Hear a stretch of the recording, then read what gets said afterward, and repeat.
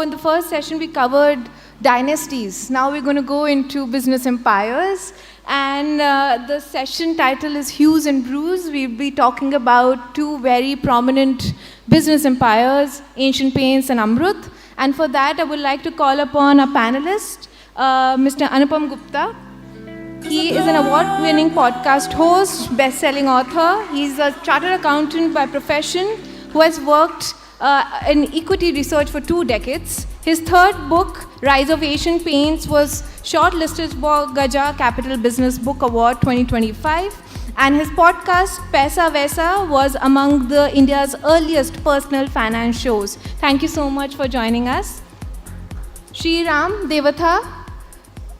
He works across different storylining formats, from short digital pieces to long-form narrative non-fiction. His writing is shaped by his experience in a startup environment and by teaching storytelling. Thank you so much for being part of HLF. And from HLF family, Chinmay Tumbe. He is an economist at IIM Ahmedabad, researcher who works on migration, cities, and there's so much to talk about him. But I would like to request Professor Basan to kindly present our panelists for the stall.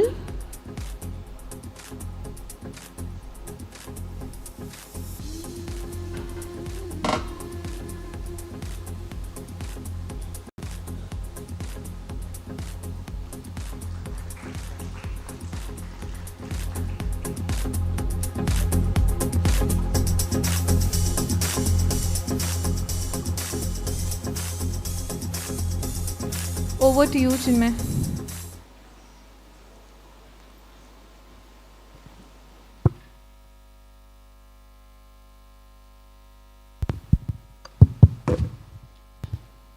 All right. Welcome to the second session. We talked about empires and dynasties in the previous session. And now we're going to talk about two remarkable, companies. Can you just change the slide? Yeah. So we're going to talk about these two books. One by Anupam Gupta, which is called The Rise of Asian Paints. I think all of you have heard the word Asian Paints at some point of your time in your life. And Sriram has written this wonderful book on Amrut, which is perhaps slightly less known than Asian Paints, partly because it's a smaller firm, partly because not everyone drinks. So this is also India's first single malt whiskey, which they kind of made about 25 years back. But if you see when they were formed, right? So one is formed in 1942, one is formed in 1948. This is a journey of the last almost 100 years, right? And that's why we are at the History Literature Festival. We're trying to understand the evolution of these two iconic firms. To give you a sense of what we're talking about, the Amrut brand is arguably India's first truly global brand, in the sense that people from Japan to UK to US, connoisseurs of this particular product, know about this, they consume it. It's not that what you can say about many other products. And Asian Paints has been one of the star performing firms of India for a really long time. It's an Indian firm. From 1967, it has been leading the paints industry market. So it's a undisputed 50-year kind of leadership. There are some interesting similarities, of course. In the books itself, they center on families. In this case, the Champaklal Choksi as a person. In this case, the Jagdale family. This is a Bombay story. This is a Bangalore story. This is about paints which most people should not drink, and some people might smell. But this is a story where you do drink, and you often actually have to smell, right? Which is a part of what one does with whiskey as well.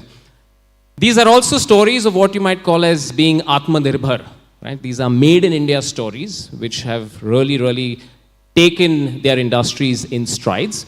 And we're going to start by just understanding what drove our authors to write these books, right? So maybe Anupam, you just want to quickly tell us, why did you write this book on Asian Paints? Did you work there? Ever? No. So first of all, a big thanks to the organizers of History Literature Festival for calling me. A big thanks to Chinmay. I've got a few friends, so thank you very much for attending this event. And I've got an ex-employee of Asian Paints sitting right out there who helped me a lot in the book. So thanks a lot for all that. So why did I write this book? Actually, the story started back in 2016 when this book called Unusual Billionaires was written by a gentleman called Saurav Mukherjee. Those who follow the stock market would know who he is. One chapter of that was dedicated in Asian Paints, and I think Saurav then grew very obsessed with the company because Asian Paints is a maverick of sorts. We'll get into that hopefully. He was after the family of Champak Bhai Chokse for quite some time, and it took him about 3-4 years for him to convince them that the story of Champak Bhai should be written, because Champak Bhai was one of 4 original founders of this company. And when the family agreed, I was lucky enough to bag that assignment of writing the book. That's why we wrote the book. Thanks. And what drove you to Amrut? Okay. Again, thank you, Chinmay and History Lit Fest. Again, I think Chinmay mentioned it, right? How many Indian brands can you go anywhere in the world and proudly say this is Indian, or rather gift, right? So you hear the made in Germany, you hear the made in Japan. For me, there was this attraction to it, right? That was one. Second, after yoga and Bollywood, what do we have, right? We are supposed to be rising. There's so much of the rise of India that we talk about, right? What do we tell? What are the narratives and stories we tell?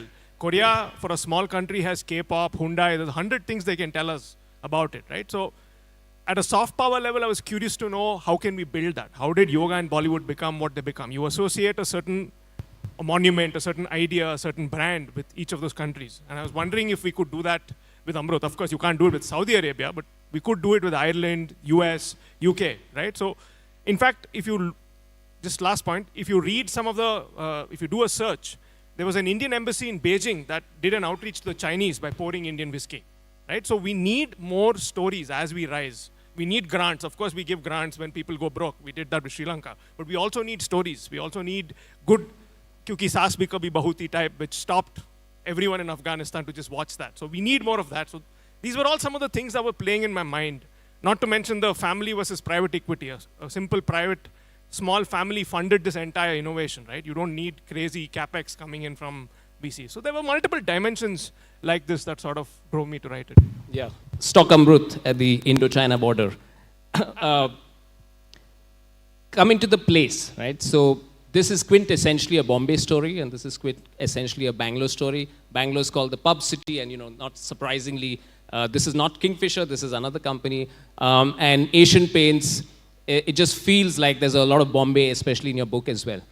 So I'm going to ask both of you to describe, how central is Bombay for Asian Paints, and how central is Bangalore for Amrut? And also kind of think, could this have happened in any other city? Right? Is there something really special about these places for these companies to really thrive? Yeah. It's interesting you mentioned that, right, Chinmay? Because a lot of the paints companies were of that era were actually in Calcutta. The one thing common is ports, right? So Bombay was very essential to Asian Paints because the founders were living out there. This is 1940, so this is a period between World War I and World War II, where Bombay was seeing a huge amount of change. You had the trains that had come in, electricity, telegraph, networks. So it was ripe for industry to grow. And there were a lot of industrialists and business families that were already thriving. And if the two main business cities in Bombay of that era were Calcutta and Bombay. There were a lot in the south also. So Bombay to that extent was very important for Asian Paints. For the paints industry, not so much. And the community, like the Gujarati community, was it also about? Yeah. So yeah, I mean, Asian Paints benefited from the fact that ports were there. Gujaratis were also in Bombay. All 4 founders of Asian Paints happened to be Gujaratis. And the fact that the whole story started when one ship came to be painted and Champak Bhai was smart enough to go and bag that contract was how the Asian Paints story started. So Bombay was very essential. Yeah, I mean, he mentioned ports, but just for the audience, one of the reasons why ports matter for paints is because some of the first contracts were not what we consider as housing paints, but actually painting ships. And that is a huge part of this particular industry in the interwar period, where people have ships and they want to paint the ships. Right? And as I understand, the home market was tuna and a very large unorganized The unorganized market, the poor quality tuna. I mean, the favorite story that Champak Bhai used to say of that era was when he went to the British for a contract and he said that, listen, my paints are pretty good. And he said, how do you know? Well, the paints not come out, the ships not come back, right? So that was one of the stories then. Yeah. And what about Bangalore? It's a tough one, but Okay, let me answer it from today's perspective. If you put out an India map and you map some of the single malt distilleries, it will largely, of course, there aren't hundreds, the few dozen that exist, you will see them mostly in the south and west, right? One correlation that I can definitely claim is the regulation. Alcohol regulation is a state subject. Even though Tamil Nadu, just a contrast, right? Why didn't Chennai not come up with this? Because of the excise regulations they have. They're far more industrial at many levels if you look at face to face. One, I think, is definitely the regulations. And two, I think also in terms of the cantonment, I feel there's a correlation between how it was a cantonment town. It was not a metro town, right? So you do see a lot of the doting of those pubs. I can't help but think there's a correlation. But beyond that, I'm stretching. Beyond that, I'm stretching. But this is interesting. Yeah, I mean, I live in a dry state called Gujarat. And so obviously this is very central. It's very unlikely that Amrut would have happened in Gujarat, for instance, right? But it's interesting because you have Kingfisher, you have Amrut, you have a lot of these brands which are there. I think it's something to also maybe Bangalore's kind of some ethos which kind of tolerated this openness particular in this particular industry. We're going to move now to understanding who these families are, right? So on the Asian Paints side, there are 4 founders. He's going to tell us about who these guys are. And we're going to understand a little bit more about where they're born, what are their driving aspirations, motivations like. On this side, you have the founder, JNR, Jagdale. And this is a story, he passes away, I think, in the 1970s, and Choksi passes away in 1997. So we're going to break down this story. We're going to keep this story from the 1940s to roughly the 1960s and just try and understand. But we want to understand the backstory a bit about not only them, but also the women in these pictures, right? So a little bit more about these families that they come from. Yeah. And family is important, Chinmay. Family business is its own history. We start talking about that and we can go down that rabbit hole. But Champak Bhai Choksi, born in 1916, passed away in 1997, 81 years old. He came from a small town in Gujarat, and his father had also come to Bombay. Obviously, as a lot of fathers of that era, they wanted their kids to study and make a life that's better from their own life that they had. And Champak Bhai was very, was a very physical child, got into a lot of fights, was physically very strong, and also reasonably good in studies. And he landed up having a fight with his father, because of which then I think he split. He met Suryakant Dane. Those are the 2 original founders of Asian Paints. Chiman Bhai Choksi and Arvind Bhai Vakil came later on. Those are the 4 guys who actually formed the initial company known as Asian Paints. The story went like Suryakant Dane got the paints agency from a local Gujarati. They set up a shop, that's Suryakant Dane and Champak Bhai. But the paints were of inferior quality and they could not, the franchise that they ran, they were not making any money from that. Champak Bhai wanted to improve the quality of paints and the owner of that franchise was resistant. They split from the owner and they said, we'll make this paint ourselves. So both of them together started the original, hard to call it a factory, right? Because they also started in a garage in Grant Road. That's where the original factory began and it grew because of the better quality, and eventually they even went past the business that they were doing in the previous agency. There was a 5th founder, and this is like one of those real frustration moments. He provided a lot of capital for the original company that was formed as Asian Paints in 1942. As luck would have it, he sold his stake out. If he had stood on, who knows. But that's the story in short. Yeah, and about his personal life. Yeah. 2 wives. So he got married early on. The first wife passed away. He got married to the sister, which is again a very common story I've heard within my own family, within people that I know of that era. You marry early because of whatever reason, someone passes away, either the husband or the wife. You remarry after some time. And he had 4 children. I think 1 from the first wife and 3 from the other. And what about Jagdale? Yeah, so this is, I think it's very interesting because I can't help but draw a lot of parallels between my family and theirs. I come from Bangalore and my family also was in trade. So there's a lot of that similar vibe. So JNR was a chemist, and interestingly, the venture capital to start Amrut he starts off as a chemical company. He tries to extract caffeine out of tea leaves, right? So at the core of Amrut, if you look at it today, it's actually chemistry. They're into not just alcohol, but equine medicine too, right? So alcohol, at the end of the day, no one tells you it's chemistry, but it is boring ethyl alcohol, right? That's how you look at it. And the capital for him to start off comes from his father-in-law, right? He comes from Krishnagiri, so the capital comes, so that marriage was very crucial for him to set up that entity. And the big break comes. So he starts with extracting caffeine from tea leaves, and then he slowly meets someone who says, why don't you supply contract rum to the armed forces? Which, by the way, is one of the biggest customers of alcohol in the country. It continues to.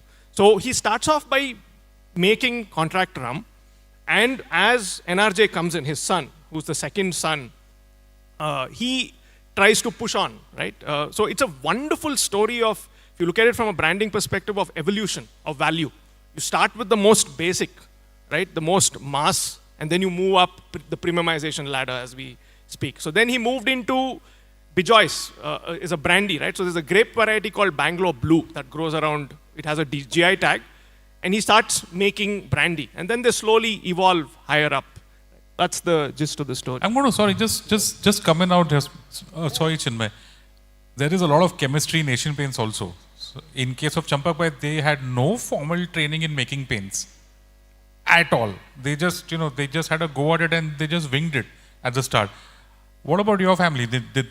He was a trained chemist. So there's that core. In fact, it's funny. You're pushing me on further. One of the core CSR activities, again, my connection. I swam at the swimming pools they run today in Baswangudi in Bangalore. Wow. They run that as a CSR. And his son was, Mr. NRJ, was so passionate about it. It was not just starting a pool. He would go into what supplements these guys need to perform. In fact, there are anecdotes of how Mr. Amitabh Bachchan was bleeding on the sets of Coolie. These guys send them that medicine which is an extract of a atops, I think. It's a snake from the Amazon. The venom of that coagulates blood. So they sent him that for Dravid to improve his performance since he was sweating so much. These guys sent them supplements. They still supply. Carbo Plus, I think it's called. So there's a whole bunch of chemistry that still you can see in the firm. As you can see, there's a lot of chemistry on the panel. A bit more about him, his education. I saw St. Xavier's College, right? And it was not something that I would. Dawars and St. Xavier didn't.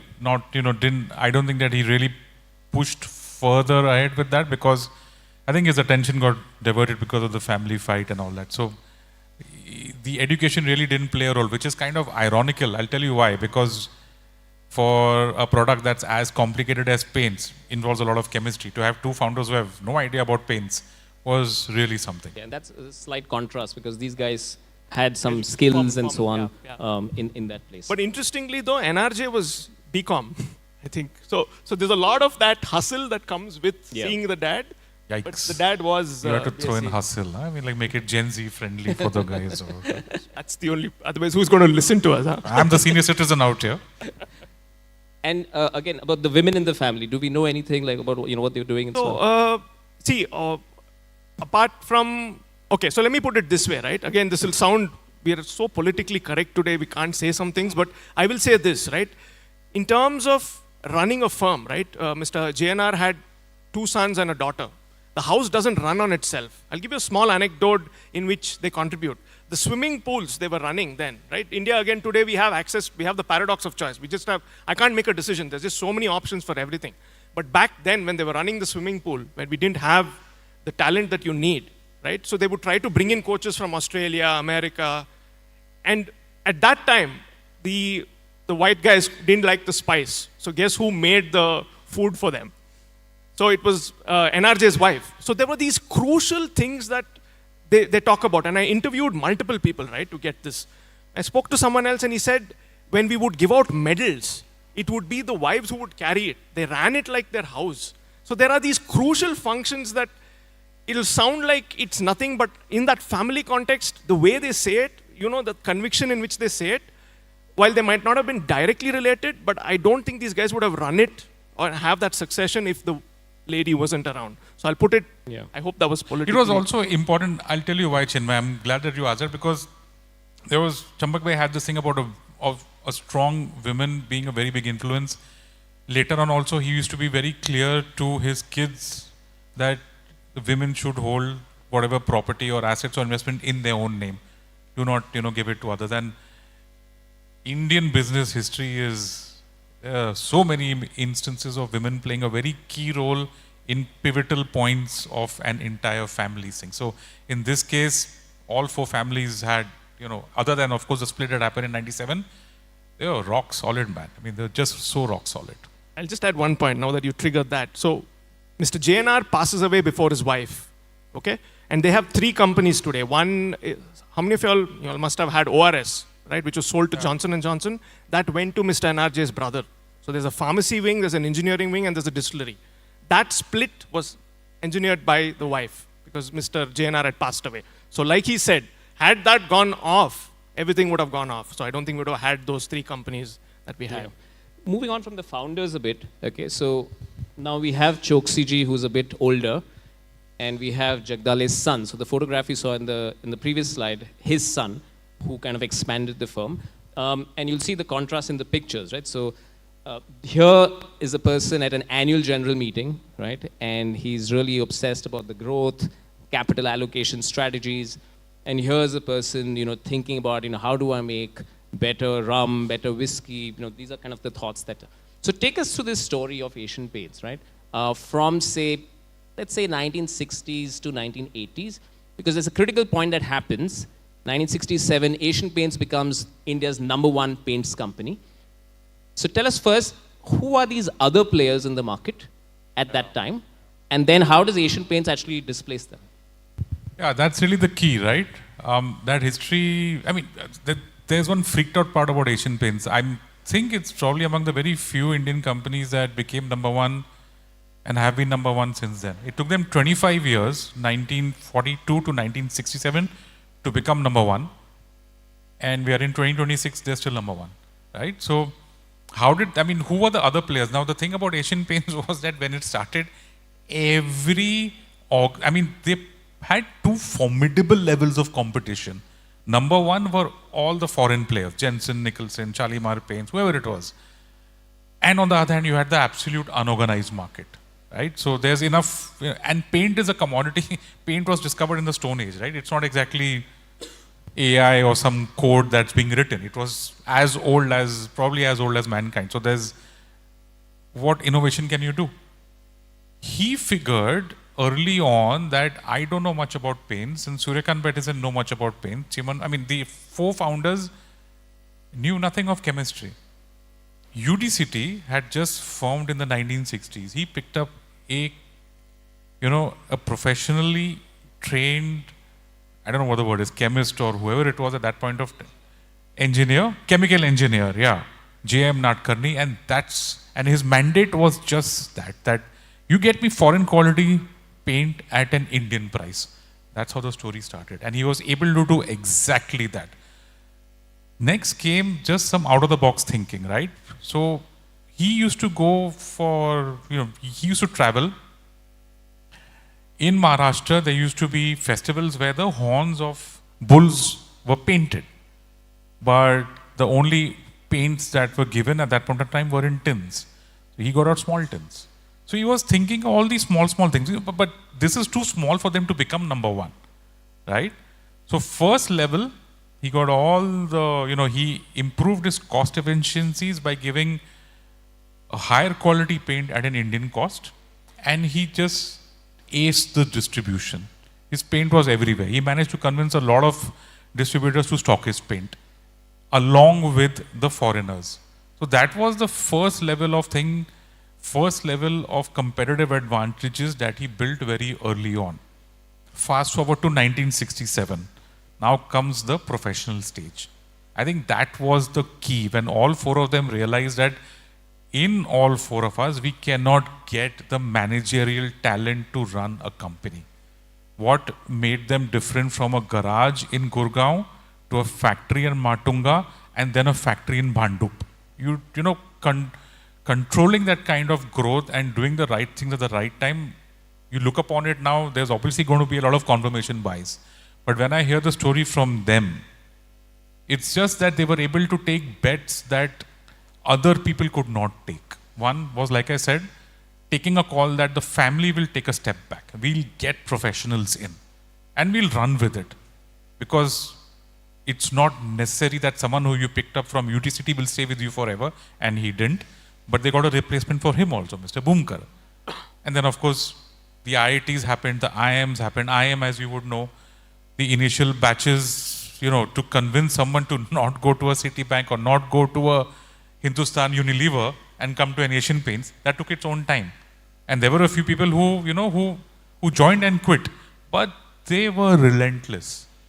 They got such great talent, one of whom is actually sitting in our audience, to run key parts of the business and give them total and complete freedom. I'll give you one anecdote about how there was one, guy who came from the IIMs, and he was this very go-in guy, and he was told to go to some place in the northeast. So he was in his batchmates at Asian Paints and said, I don't know, where is this place? What do I do? So they said, go and ask Champak Bhai, okay, as a joke. And the guy actually walked in. And Champak Bhai, in his spirit, said, come here, young man, come here, young man. You want to know where you want to go? Here is a map and this is where you want to go.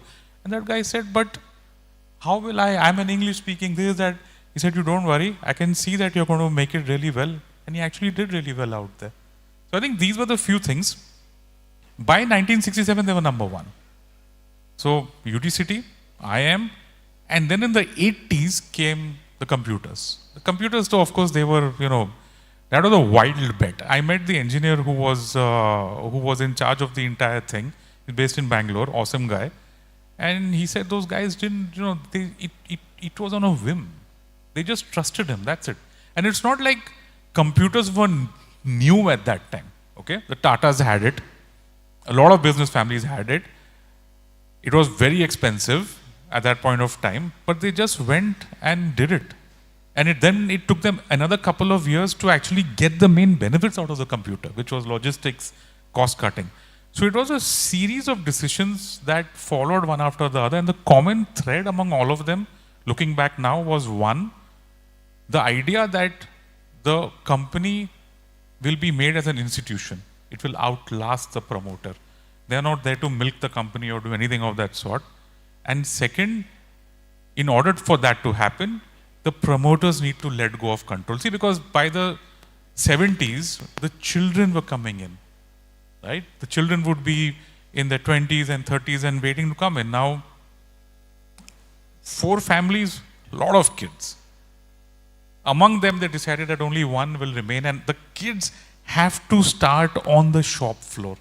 They have to earn that respect among others and work their way up. So, series of decisions that brought them to number one. Obviously, at some point of time, the other paints companies also caught on, but by then Asian Paints was too big. Okay. Then the 90s came, but we'll get onto that later. No, wonderful. A series of strategies. I mean, it's not fluke. It's a series of decisions which kind of bring them to the top. Tell us again this story till say 1970s, 80s, and also describe a bit about the personality of this person. So, I mean, there's so much contrast, which sort of should be, I guess. So, the DNA of this company was to hire the few people and trust them, right? They, like he said, most of the head distillers who knew what head distilling was at that point, right?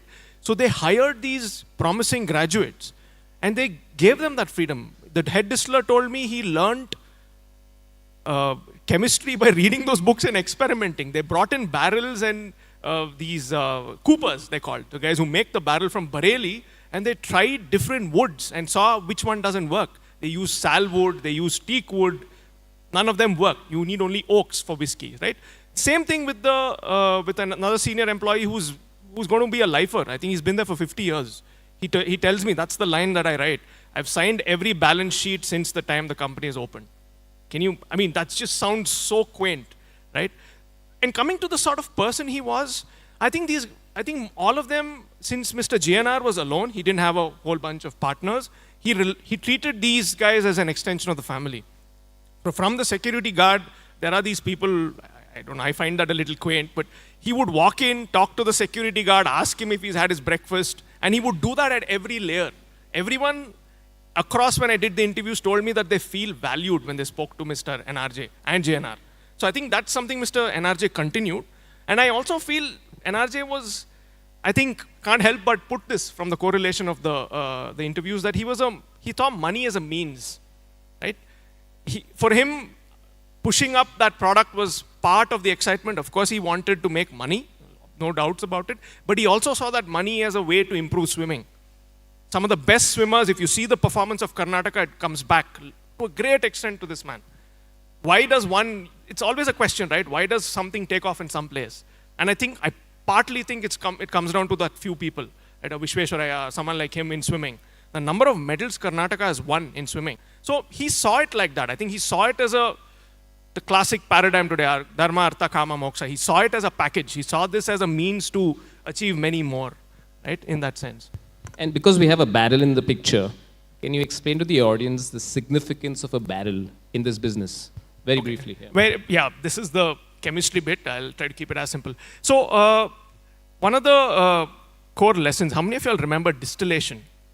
So one of the key things about distillation is that different substances evaporate at different temperatures. Alcohol does it at about 78, water is at 100. So the key thing of getting to whiskey, first step is to get it from grains. It's a source of sugar. You need some source of sugar. It could be rice, it could be barley, which is why you'll see that.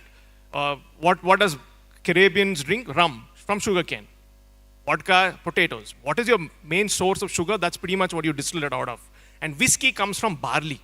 Of course, you have rye whiskey, there are multiple, but predominantly it's barley, right? And you malt it, right? So you have to soak it in water so that seed converts it into fructose and smaller sugars, right? Instead of complex, massive organic chains. And then it is sort of mixed with hot water and boiled, right?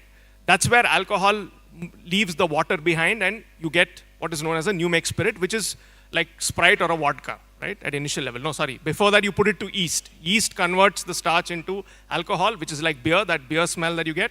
And then you put that through a distillation process. You get a clean liquid. And then you put it into barrels. That's where all your lovely, your tawny, honey color of whiskey comes from those barrels. Predominantly oak barrels, right? Which unfortunately India doesn't have. So we have to import them from, it's largely bourbon barrels from the US, but we import them from Spain and UK and US. So the barrel gives the color. It's the color. It's the color and also, obviously, not just the color, it mellows the whiskey. All the flavors that you get. If you read these fancy descriptions on a whiskey, you have leather, you have a spray of salt, all of that comes from this reaction, largely. And because you're talking on the product, just again for the audience, like paints, we think, we use paints for houses, right? What are the uses of paints? And we said shipping. And how has it changed over time? I think I read, today Asian Paints, 88% of revenues is home, which is not the case earlier. But just very quickly, what are these other uses of paint? So paint, in general, I think it's called home decor, which is home, and then there is industrial, that's it. So industrial is everything that's not home. So paint originally, in India, paint originally started as industrial for large applications, for factories, and there is specialized paints, there's powder dust, whole lot of that. The home market was largely unorganized till Asian Paints came along. And paint is everywhere, it's like Asian Paints used to say, har ghar kuch kehta hai. So paint is everywhere. Yeah, we're going to come to the marketing segment in just a bit, because that's what probably was one of the biggest things about the story. But we'll just take the story a little bit more forward. And out here, this is, Champanklal Choksi in his old age. He passes away in 1997. And this is a much more recent story of what happens in the last 25 years. The book on Asian Paints is a book until 1997, because the focus is Mr. Choksi. And the book on Amrut is a wider story of Amrut, but it's also focusing a lot on the last 25 years. So I want you to first actually tell us this big, interesting story about Asian Paints is that here's a founder with all, his eccentricities, his accomplishments, his achievements. And one fine day in 1997, he sells out. He sells his firm. He says goodbye, right? Why? I don't have a simple answer for that. Believe me, I looked at it in so many ways and so many directions, and I couldn't get any clear answer either from the family. It was obviously a fallout between the four partners. That much can be said for sure, because events post facto show that, right? Because he sold out to somebody and then that went into a legal tangle. So there was obviously some issue between him and the other three partners could have been related to. Usually, if you look at the history of family businesses in India, first, you don't have too many businesses that are so many years old with 4 partners. Usually, you have one founder who then, has multiple levels of family, either brothers and brothers fight with brothers, fathers fight with sons, sons fight with father. That's usually the format that's followed in all the family business. I mean, and there's a curse, by the way, and that's global. The same curse you'll find in Europe, the same curse you'll find in Japan, the same curse you'll find in US, and the same curse you'll find in India, which is that the third generation destroys. Then first generation builds, second expands, and third essentially destroys. Now, I don't want to, go into whether it's factually correct or not. Evidence is mixed, okay? But it's just, it's just there. So I think that something probably went wrong among the 4 partners, because of which he was isolated. The other 3 then went on to make it a highly successful. I mean, there's no simple answer out there. It's just very tragic and probably poetic that he passed away on literally the same day that he sold his stake. And Asian Paints today, would you consider it a family-owned firm, or how do you characterize it today? It's the simple format of family-owned, professionally managed. Yeah. Just as it was like ages and ages ago. The total families are more than 50%? Yeah. I mean, they're majority-owned. And again, for the audience, this is the Dani family. So it is the 3 families that remain are the Choksi, which is S-I. This was S-E-Y. The Danis and the Vakils. Those are the 3 remaining founder families there. And because you're a chartered accountant, and he's a very famous podcaster and does a lot of amazing things. From a financial point of view, if you held a stock of Asian Paints, which went public in 1982, right, how rich would you be today? You don't need to be a chartered accountant to get all that, or a podcast host. I was sitting with Bharat Puri, he's among the ex-employees of Asian Paints, and Bharat Puri is, of course, the famous CEO of Pidilite, and he's done a lot of amazing things. He told me that when he joined Asian Paints, he was eligible for some shares being from the employee quota, and he went and told his father that, father was like, dude, no way. You buy those shares right now, I'm sending you the money. He said that, I think he got some 100 or 200 shares in 1982, and it was worth some, when I spoke to him 3 years ago when this book was being done, it was some 4 crores. So that's 2, 3, 4, and I think since the 3 years, it probably would have added to that. See, you are looking at a company that has never in its history seen a drop in sales, never probably seen a drop in profits, has remained number 1 for more than whatever, since 1967. The history of private enterprise in India shows that leaderships churn, 2-wheelers being among the more famous examples, etc., etc. So the financial performance was nothing but an outcome of the decisions taken at the management. It's not the other way around, right? It's because the leadership is so strong, it got reflected in the financials. And because the financials were so good, the stock price just followed. So yeah. As I understand, something like 20,000 times compounded over. That's, I think, what the forward speaks about. I mean, if you look at it in percentage terms, it was some 18 or 20%. 20% per year forever means, your retirement corpus is sorted, your kids' education is sorted, a lot of things are sorted. 20% per annum for 40 years is, I think it's more than 20%. So quite a remarkable story. Your story of the last 25 years, right? So we associate Amrut, many people, with whiskey, but actually whiskey is a very late entrant. And this is a totally remarkable story. The gentleman you see here is now the 3rd generation, the person on top, Rakshit. And this is Ashok Chokalingam, who's the manager. They meet at the MBA program in Newcastle University, and they hit it off, and they make this a global brand. Tell us the story. It's a good point to start. Those images, the 2 people, right? A good story like a good Jugalbandi is you need contrasts as much as similarities. They couldn't be more different. Mr. Rakshit is born to one of the prominent distillers. If you look at Bangalore, there are 3 which come up. Mr. Malya, the Kodes, and the Jagdales. These are the 3. And before the real estate boom takes off, these are the big guys. Money is here, right? So that's Mr. Rakshit, coming from Bangalore, educated. I mean, not to say Mr. Ashok wasn't, but in milieu of that prominent family. And Mr. Ashok comes from a small town in Tamil Nadu called Mayavaram, right? Mr. Ashok has to pawn his house or pledge his house to get a loan to go to Newcastle, right? And they meet in Newcastle, their MBA school, and they hit it off. If you meet Mr. Rakshit today, he's very sober, contained, and Mr. Ashok is all, guns blazing, like they say. So it was very interesting for me to also sort of look at how someone from such a well-to-do family was able to mingle along, right? Mr. Ashok said that. I've never sort of felt that delta between us. So anyway, so they meet. Mr. Ashok comes back. He starts working in tech in Bangalore then. And then one day they decide that Mr. Rakshit and Mr. NRJ, his father, decide to hire Mr. Ashok. So they go and they call him home and they tell him, we want you to do this job. And what is his job? He has to go to the UK as a single man team of Amrut and launch their single malt there. And why UK? This is a playbook, right? This is a playbook that every single malt now follows. You first have to get the validation of UK, the white man. You still haven't lost that.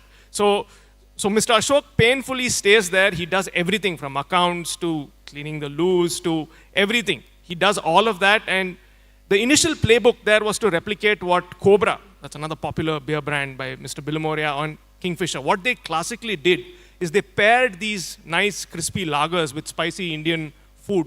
The curry houses, the thousands of curry houses that the UK had. But the only thing was that whiskey doesn't work like that. It's a lot more harsher. It doesn't pair well with spicy food. So they spent years trying to convince people to buy, all the Indian restaurants to buy the Indian single malt. And interestingly, then Indian restaurants didn't have if you go to an Italian restaurant, everything there will be Italian. That water will just be water, but it will have a fancy Italian name. So they had a very good sense. The Indian restaurants took some time to catch on, simply because there was no precedent, right? So that's how so that failed. So eventually they realized that the only way to do this is to draw from that classic Coke versus Pepsi. If you've seen the blind tasting, Pepsi does a blind tasting and suddenly people say Pepsi is better and Pepsi sales shoot up. They say, okay, if this Indian single malt thing is a baggage for us, why don't we do blind tasting? India versus Scotland. So this was the branding / marketing genius in it, right? You take away the one thing that the other person have, or you change the story. And a lot of people who are so-called whiskey connoisseurs drank Amrut, rated it better, and called it Highland Scotch. That's when it starts to move, right? The bigger break, I think we're talking shall I just finish this off? So another big milestone for them is when they come in third as the third best whiskey in Jim Murray's Bible, this is again another classic thing. This is the Whiskey Bible. It's the Whiskey Bible. There's a document called the Whiskey Bible. It's a book that this gentleman called Jim Murray publishes.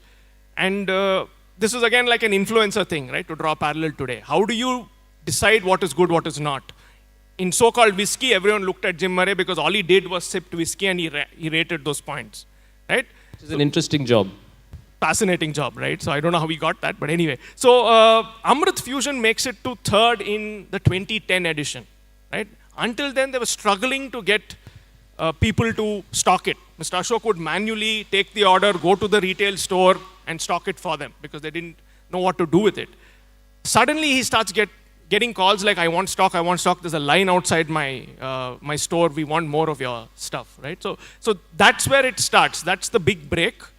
And I think I can stop here. I think there's more behind and forward. The launch happens in a restaurant in Edinburgh. Again, classic, playing it there. Again, so what I find fascinating is two things there, right?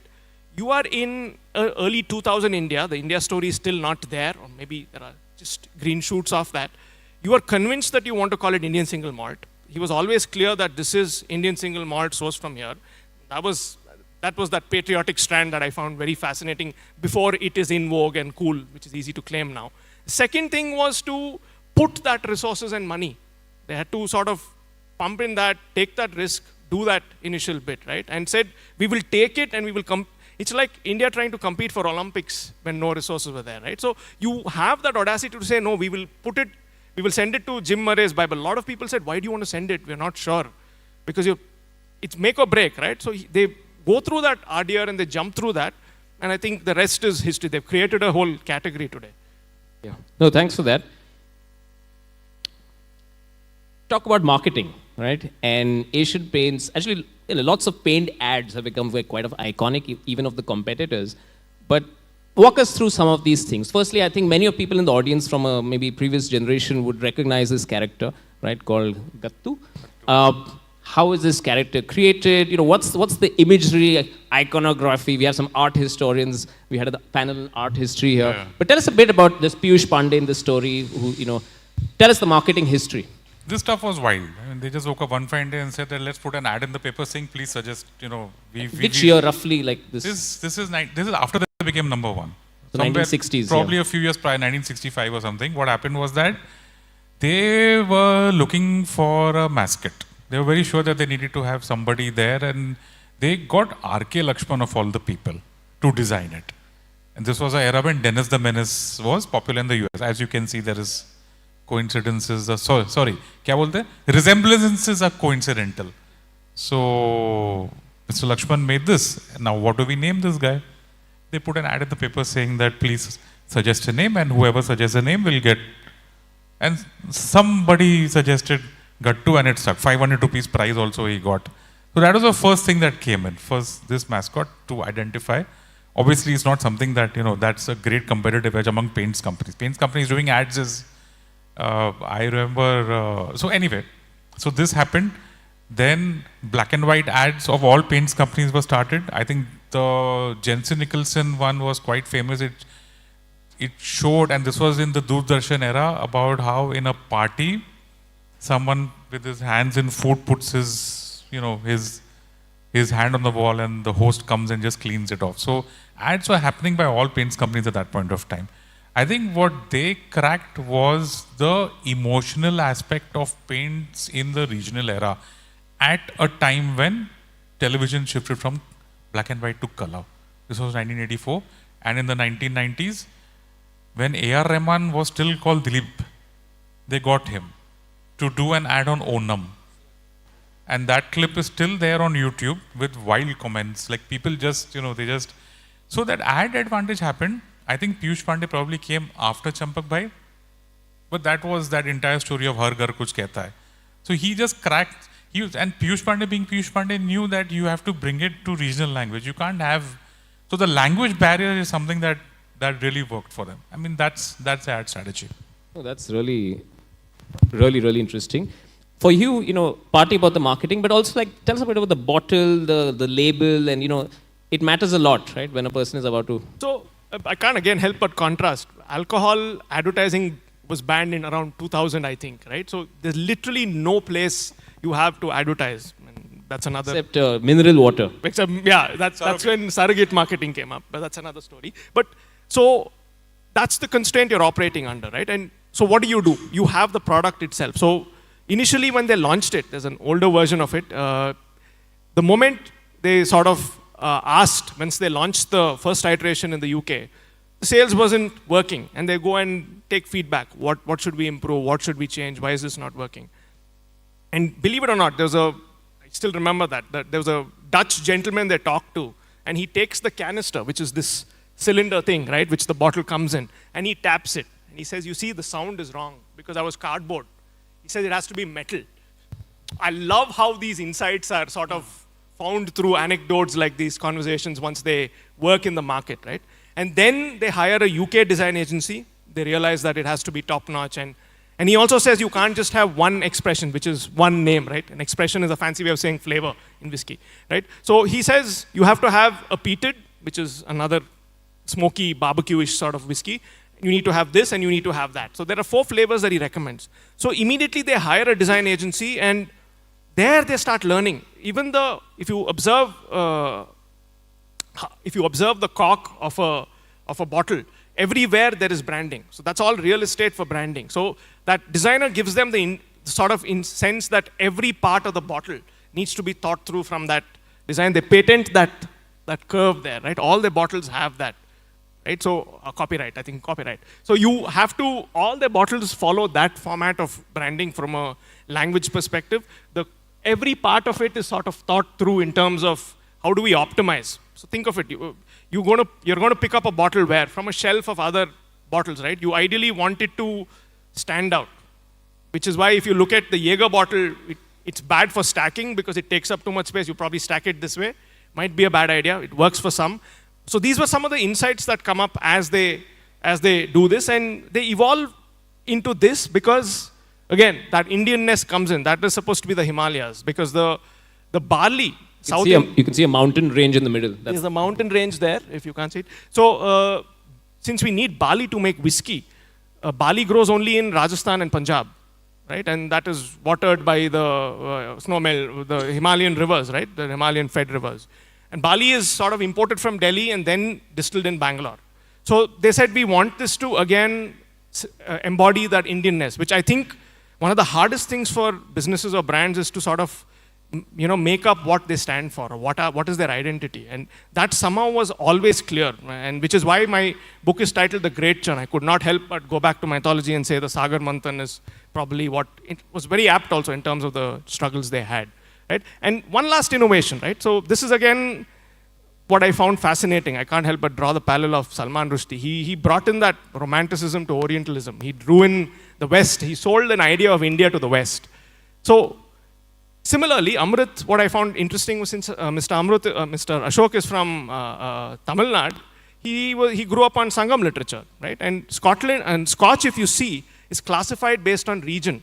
Fancy word, terroir they use. So based on highland, Speyside is essentially a river which separates. So based on geography, you call it a highland, lowland, Speyside, Isle.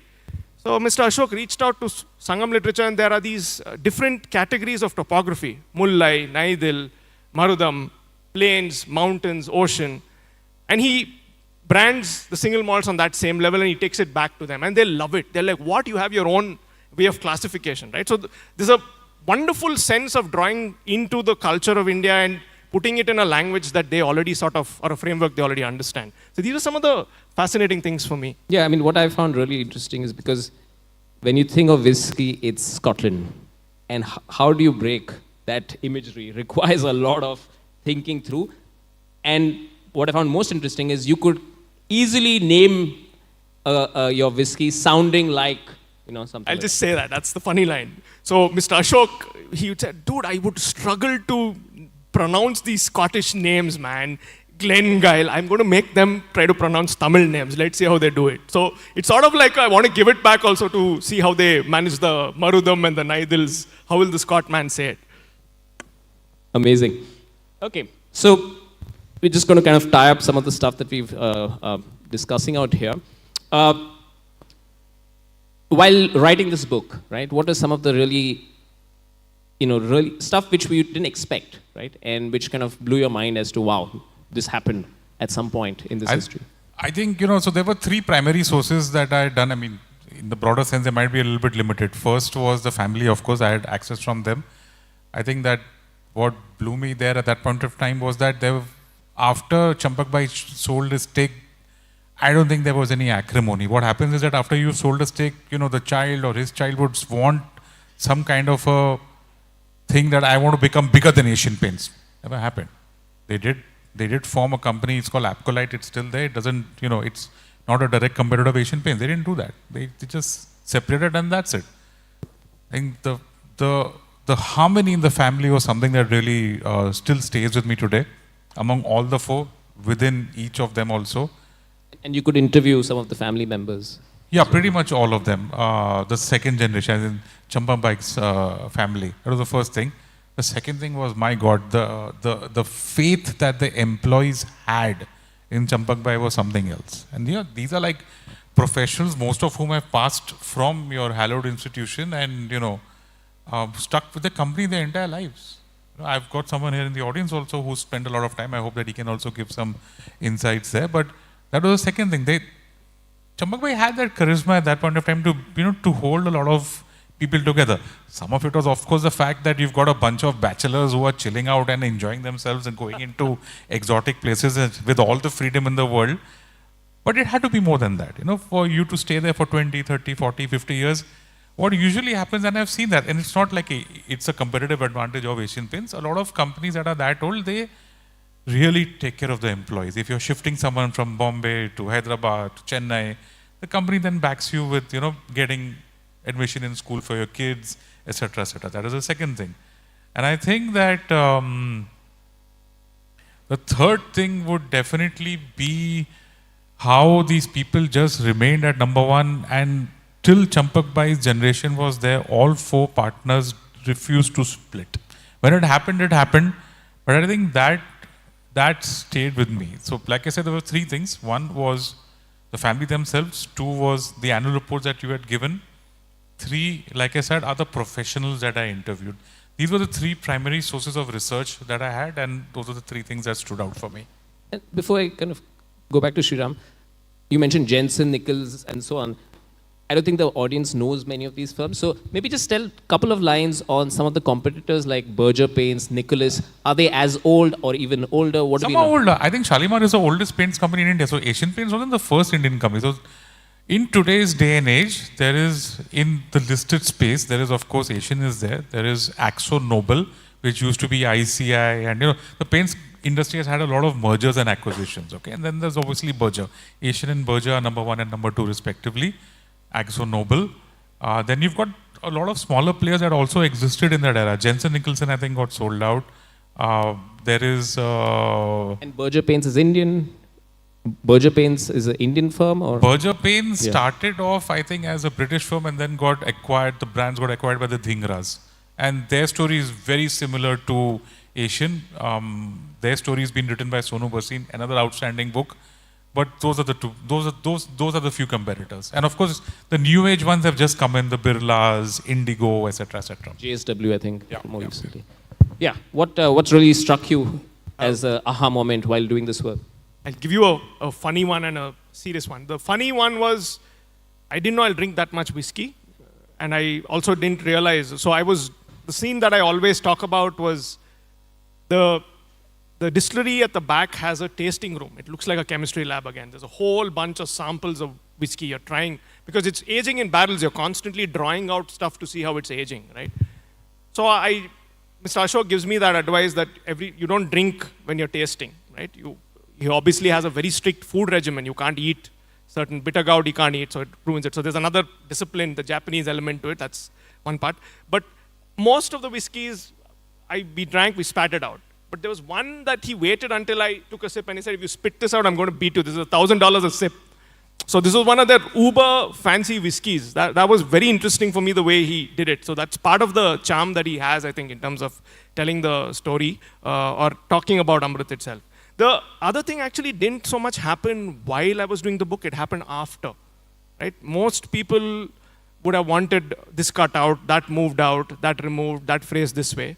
I was very surprised it just went as is, right? Because how many businesses do you tell beyond the founder? A business doesn't run on one person. I don't believe that at all. I don't know. Yeah, some people are influential. They hold the ship together. They manage people. But you need someone to trust you. People who have worked for 50 years, why will someone stay? Marriages are itself dying, I think. I don't know if it'll exist. But why will someone stay in an entity for that long, right? So I felt that brand needed multiple characters, multiple sort of character arcs and story arcs to sort of add up to it. These were the 2 things that I really took away from this story. There are many more, but I'll stop at 2. Yeah. And now that you've written these books, right? How do the companies see the books? Right? You've written on Asian Paints, you've written on Amrut.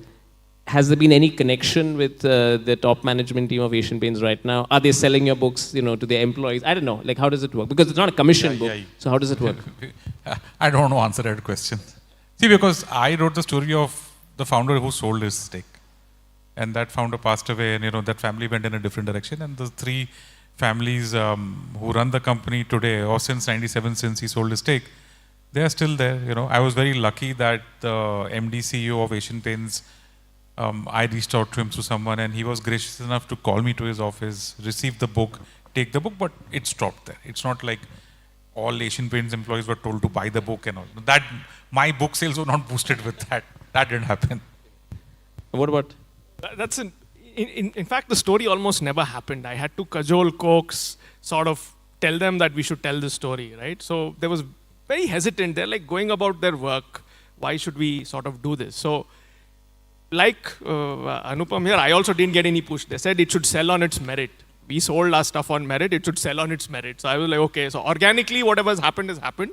But to be fair, the company's seen the sort of value of it, because how do you take a brand, right? So there are so many emotional moments that I was able to tell in the story, which you can't do. First of all, they can't advertise, but typically brands don't do it, because first of all, you have to think and talk to people, sit down, put all of that together. Everyone is running with deadlines in a company. So I think that was something that in hindsight they were happy. But NRJ's wife, NRJ again unfortunately passed away much earlier. 2019 he passes away with cancer. So at the book launch, it was his wife who came up to me and he said NRJ would be very happy that this was done. He would have been very, very happy to put all of this together, because it was a struggle. Lots of it, they told me, lots of it, they were very polite to not tell, which I heard otherwise, which is off the record, which is the other liberty of writing a book. Lots of the fun off the record is sometimes more fun on the record as well. So a lot of these things sort of, I think, was the memorable part of writing it. Are you writing another book? I want to, but not as of now. My last 1 year was focused on, but I am into history, which is why I was working on a project on the history of India stock markets. And that's going to, it's someone else's effort. I was part of that team. Hopefully that product will be out by March, April, and it will be a web series, not a book. Yeah. Very nice. And we have an entrepreneur in the front row, Mr. Jerry Rao is here. Should I think yes. talk to him for sure. And are you writing something new? Not new. We're doing a more loaded version of Amrut for hopefully taking it to the UK and the US. I said we should move beyond India too. We should be a little bit more ambitious. So a lot more research, a lot more on that for now. Like a second edition. You're having in the whiskey world, I learned there's something called as expressions, right? So you're gonna have different expressions of your own book. Spot on. Okay. All right, we have time for some questions from the audience. So just raise your hand. I see a hand there. So a few mics going around. I think people are hungry for lunch also, probably. That may be one. Yeah. Oh, we have some time, yeah. Do I go? Yeah. Thank you so much for the time and the interview. I won't take very long. Keep the mic right up. Sorry? Yeah.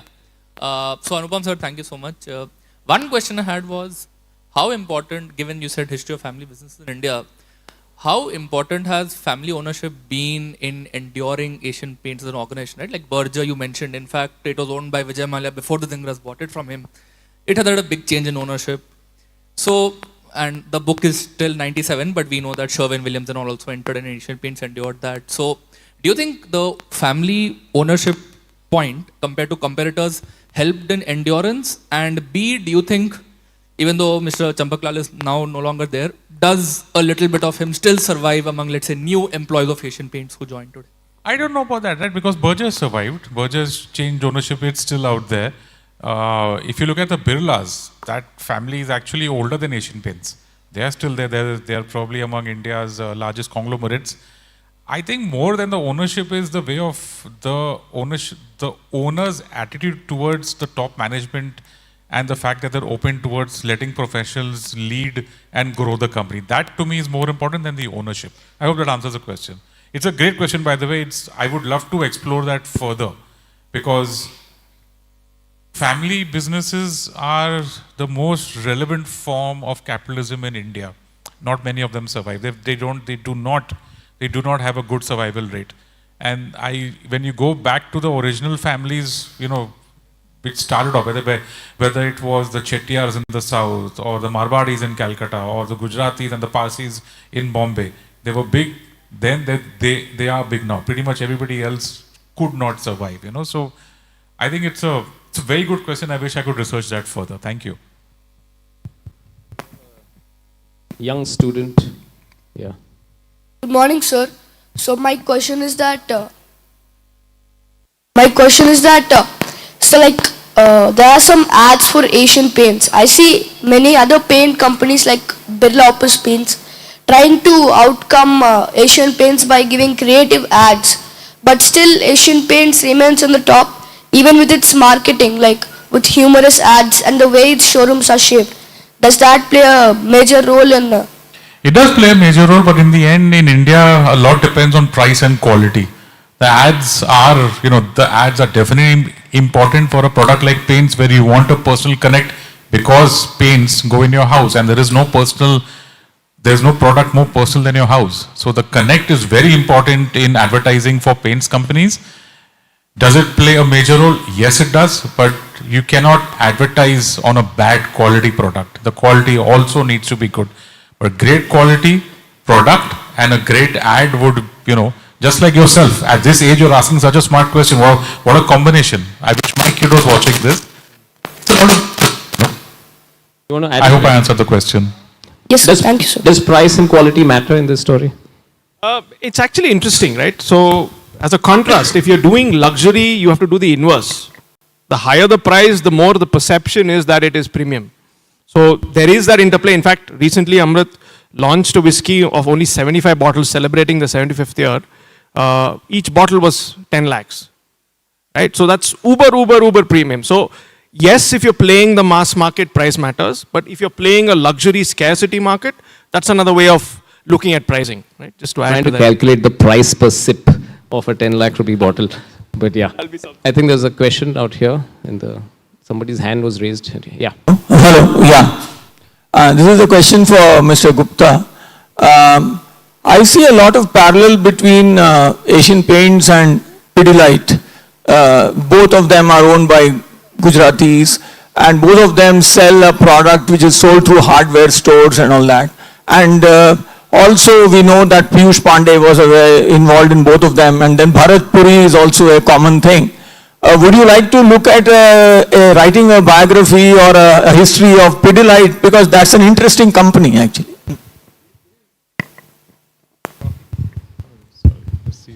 It is, I would be, but I think as far as business history is concerned, I would probably look beyond that now. I think what differentiates Pidilite from Asian Paints is also it's one family story. Asian Paints was 4. Beyond that, of course, the fact that they're Gujaratis, they are fantastic in their business. It makes it a great story to tell. I would be interested, but they should also be open to writing about themselves, because I think in India right now, for a lot of entrepreneurs, especially promoters of that era, writing their story is still, it's still not out there as much. I hope that answers your question. Thank you. Hello, am I audible? Loud and clear. Okay. So I'd like to know, I think this is mostly for Amrut rather than for Asian Paints, but I think both of you can answer. At the starting point of this career trajectory that they have gone through, how did they know that this would sell? For example, if you take even any cooking item that you take, even idli, if you take, each and every person makes their own way of, making a idli or making a dosha. So when it comes to whiskey or even Asian Paints, how did they know that this would sell in India? Because nowadays there's this thing called, I think, microfinancing, where they'll sell in smaller markets, and if it sells, it will go to the bigger markets. But back then, I don't think this existed. I'm not history buff or something. So, good question. I think, to the best of what I can tell, it was made for the West.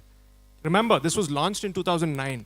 We don't know that we are going to grow this much money will flood in here, right? So that's exactly why it was always considered a West, it was an export-driven thing. And ironically, it was after multiple people going up to Mr. NRJ and saying, Bangalore whiskey, we have to get it from UK, we can't get it here.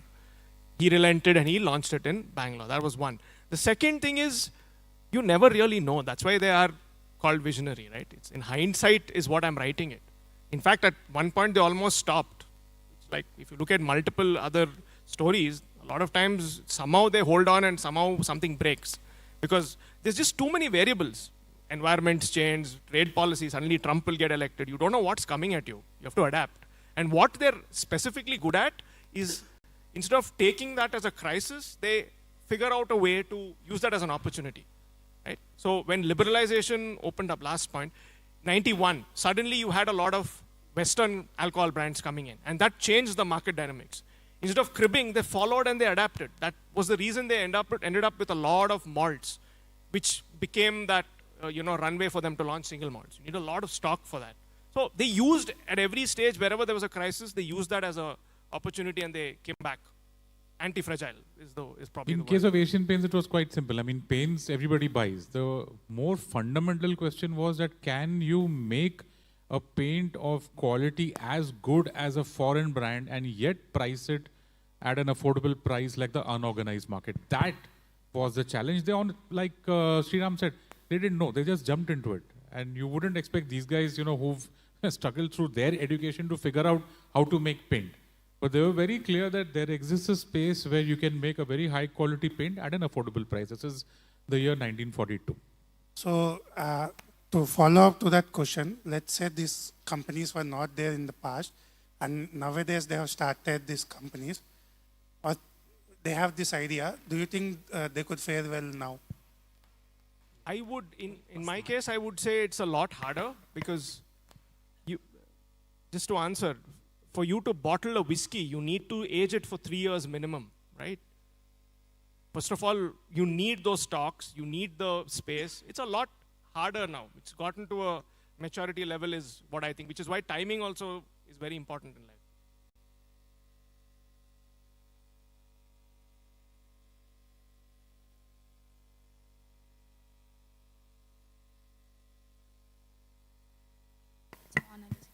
Yeah, I'd like to ask the two of you to make a prediction.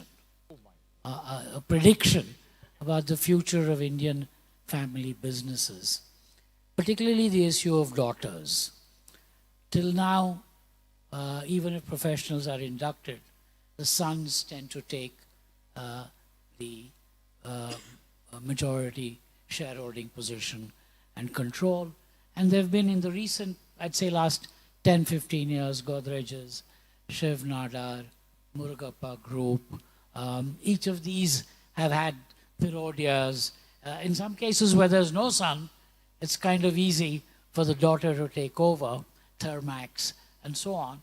What is your prediction of how Indian family businesses will evolve on this son-daughter dilemma? You want to go first? You're way more qualified than I am. I don't even know how to answer that. I'm going to answer, but I want Jerry sir's view also on this. What's your prediction? I think that as India becomes richer, the owners of family businesses will probably move to a space of becoming investors rather than, you know, running their own operations. And I think we've seen that, the rise of the family office. These are the guys who are now providing capital to the much younger startups to run their business. So I think that the dynasties which are there, the oldest businesses will survive, as there's evidence enough to show us that they are surviving, they are going across generations. Will a new family come succeed? I think we've got some evidence, but the success rate of that is becoming lower and lower and lower and lower. So I think that the role might shift, but family businesses are here to stay. I'm going to ask Chinmay also to answer that. Sriram, all yours. And come on. Professor of History, Chinmay, and then I'm going to get Jerry's prediction also. Yeah, after this, the two. Yeah. So 2 questions on that. Yeah. Yeah. I mean, I can only reach out to the heuristic of what I have seen. And from whatever I have seen, I think it will also depend on where you are. If you look at whatever little parallel I've seen from family firms, the second gen invariably, no matter what the founder, he was educated, you know, in terms of just got into it through experience. Second gen typically goes out more, studies more, and comes back. And I feel that is shifting, at least in Bangalore I see it. I don't see a difference between a son and a daughter. So beyond that, I think there's also a cultural element that is involved based on the place you come from, based on the practices, the family values. I think all of this, there will be a regional difference, of course. That's a no-brainer, but I feel it's got to do, I think it'll be much, much more open towards women is my action. I don't think it'll be closer. That's what I feel. Yeah. Especially given how most people don't even have more than 2 anymore, right? There's also that plays into this in that sense. Yeah, I think it's a good point that I will answer outside and we'll have this conversation, but there are 2 hands raised at the back. So can we pass, I think? Yeah, I think there's a person, yeah. Young student. Good morning. I would like to ask that how did marketing, not only ads but the thing written on the containers outside, help in the increase of sales, especially in competitors? Round of applause for this guy, man. Look at it.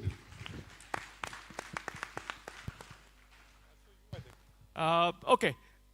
What are you going to remember? You're going to remember a memorable phrase like with the mountains and nicely designed thing, right, versus something that is not done well. Why do you, for example, think of Mona Lisa as good art versus some other painting? There is certain aesthetics that keeps, it's a hook, they say it, hook. You remember it. Does that mean you necessarily go and buy? That depends on multiple things. You have to do everything right to outbeat your competitors. You can't just run an ad and expect it'll run. You need to run an ad, make sure that it's available in every shop. You have to do a whole bunch of things. But in short, it's to stay on top of your memory. When you think of some product, you think of two names, right? When you think of, let's say, soap, what do you think of? I can think of ponds. There's a reason you think of ponds. That's your answer. Why do you think of ponds is the answer there. Me?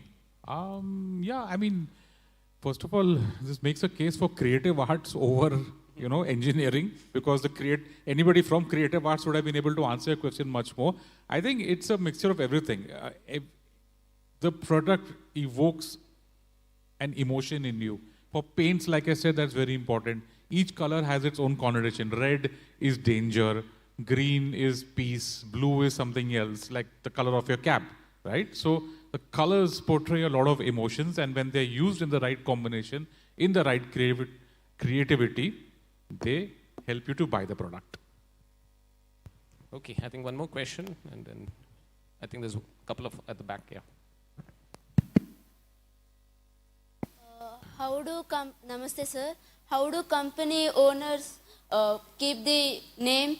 Like, if the name should be nice for the product too, right? Yeah, why is it called Asian Paints? Yeah, let me ask you that as well. Is there a backstory behind Asian Paints? They picked up a phone book and just that's it. It was that simple. Believe me, I asked this, and that was the answer. Wow. Yeah. And for Amrut? Yeah, I've not got a definite answer, but I think it definitely is an extension of Indian mythology and Indianness. They were very, very sure that this was an Indian brand. So I think it's come from there, but no one's given me a direct answer. They've given me I think we went there that way. Yeah. Right? So, but I think the answer to your question is, in some industries, a name means a lot. But if you go and buy medicines, right, the company's name, nobody knows the company making medicine. But you'll remember, say, Dolo 650 is a brand. So you'll remember that. So people spend a lot of time working on those particular names. But it's there's a whole profession out there thinking about this. I think woman there, yeah. Good afternoon. Anupam Gupta, sir, this is for you. I just want to know, is there any anecdote behind Asian Paints taking out the task of promoting Durga Puja in Kolkata with Sharadiya Samman at a time where nobody actually recognized the creativity that Durga Puja holds? And still now, it's one of the best expression of creativity that Bengalis can project. Wow, no, I'm so sorry. That was not an area that I researched. I think I got just as far as Onam, and that was for one chapter. I have no idea about that. I'm so sorry. Actually started long back. What they started is giving awards to the Durga Pujas. If you have been I think, there. ma'am, you are in luck, because we've got an ex-employee of Asian Paints, a very senior one, who might be able to just answer your question. Mr. Murthy, all yours. Can we just have a mic for Mr. Murthy? Yeah, to answer your question, we were struggling in Calcutta. Okay, we were able to make much of an impact against those established players. So the question was how to make an impact there. There was no point in giving more and more discounts. That is a slippery road downstairs. So we said we needed to find a connect with the people of Kolkata. And well, it's well known that the people of Kolkata are highly attuned towards things that are cultural and so forth. And Durga Puja is an extremely big event out there. So that is how we got into Sharad Samman. And it is today branded. It is the Asian Paint Sharad Samman there. And that made a huge impact. And we also started something called Shiromani Purushkar, which subsequently got dropped many years down the line. So that's the answer to your question. Thank you, sir. For those who don't know, that's Mr. P.M. Murthy, one of the most senior employees at Asian Paints. Spent his entire career out there. He's got many more stories than me. Sir, thank you so much for sharing that. Yeah, thanks for that. And on just a small anecdote on paint, most iconic industrial entrepreneur all of you have heard is a guy called Henry Ford. And Henry Ford had this famous line, I will sell you a car in any color as long as it's black.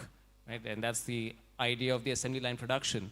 What people don't know is that there's a competitor called General Motors, which then realized that people will want different colors. And they started basically, having cars in different colors, and that's how they overtook Ford. That's one part of the story. But it was not General Motors, but it was a company called DuPont, which made the paints and invested in General Motors, knowing that this is the future, that people will stop buying just black cars. And that's considered to be one of the most lucrative stakes in business history, DuPont's stake in General Motors. So a paints company taking a stake in an automobile company, predicting that the color is the future, right? And I think that's similar to kind of creating new markets out there. Okay, one quick point here, yeah. One question about what's these companies' relation with the politics. As you mentioned, Sriram. Did they go to the Rajya Sabha or any of them? Dude, I'm not answering that question. Kuch bhi hai. No, I mean, the answer is no. Thankfully, Asian Paints, you know what? They went through a very bad patch in Bhandup for labor politics. But thankfully, and they expanded across India, where they had to deal with the state government. They expanded down south, they expanded in Uttar Pradesh, and I've written the stories out there. They had a very, very back in the day in establishing their factories in these states. They managed to do it all the same, but stayed away from politics nevertheless. I think we'll have to end on that note. Thank you so much to both of you for this wonderful conversation. I think we've been really lucky to explore the journeys of two iconic firms. You saw the chemistry involved in the firms, the chemistry on the panel. And the next session after 1 hour is called Community Chemistries. Right? So today is a day of a lot of chemistry. Thank you once again, and over to you, Disha. Thank you.